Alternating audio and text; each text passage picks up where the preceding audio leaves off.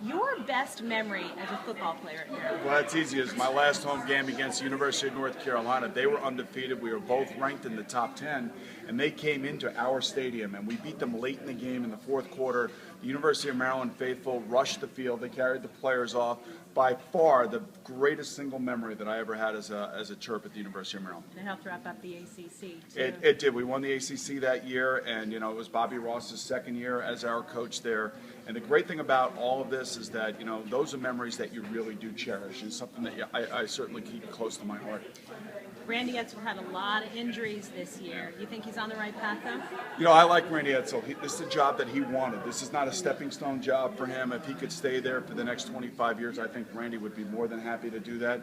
Now going into the Big Ten, this is a big move for us. How do you feel about that? I actually, initially, I was not in favor of, but once you realize the finances that are involved here and the uptick when you're playing against schools like Ohio State, Michigan State, Northwestern, even Nebraska for that matter, and then who I really think geographically is our best rival, that happens to be Penn State. I'm happy that we're going to go back into a conference that features those schools. There's been a lot of discussion about quarterbacks coming up in the NFL draft and who will be the first quarterback. Who do you see that being? It's hard to say, and I know everybody loves Teddy Bridgewater. They think maybe he's the next Cam Newton coming out of school at Louisville.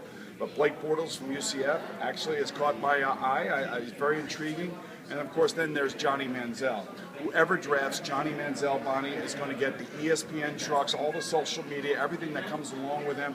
A team like Oakland, Cleveland, maybe Jacksonville, even if he falls to them in the draft, they're going to have a very tough decision to make because what comes with him is PR, and all those franchises need that desperately. Does he make it in the NFL? I think he does make it, as long as he is in the right situation with the right coach and has to have a very good supporting cast to start off with. If he gets to like the Jets were last year, then all of a sudden you're asking for disaster.